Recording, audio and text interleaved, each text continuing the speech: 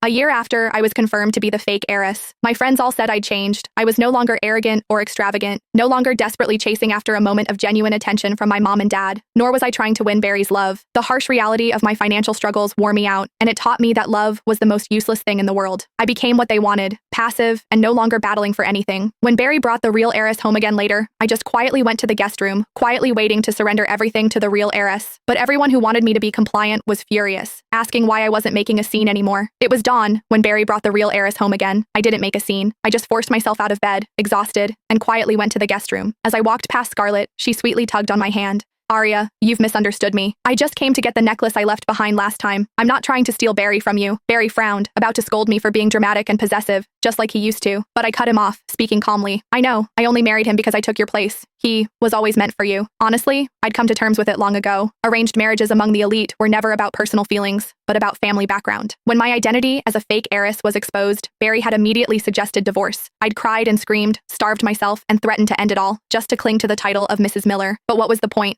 My mom and dad had already taken back everything they'd given me, and the Miller family wasn't going to give me a dime either. I held a fancy title, but was financially ruined, utterly destitute. Scarlett probably hadn't expected me to say that. She blinked, stunned for 2 seconds before replying.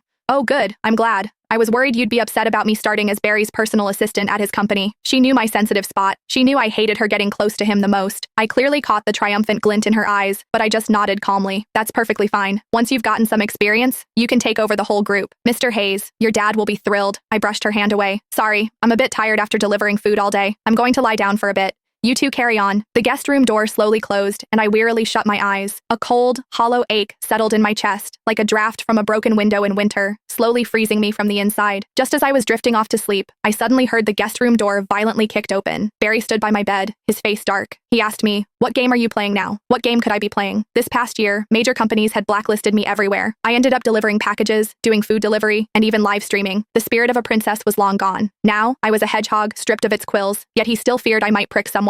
He, uncharacteristically, started explaining. Scarlett felt dizzy last time, so I let her rest on the bed. The necklace must have fallen off then. Her being my personal assistant was Mr. Hayes' arrangement to have her learn from me. Don't overthink it. I kept my eyes closed and murmured a soft, He stood by the bed, silent. After a long while, I thought he'd left, but then I heard his voice again. My dad's birthday is coming up. The party is the day after tomorrow. You'd better not make things difficult for Scarlett there, or you won't even have the title of Mrs. Miller anymore. I sighed lightly, my mind racing to calculate how many deliveries I'd need to make tomorrow to afford a gift. Utterly exhausted, I managed only a few words.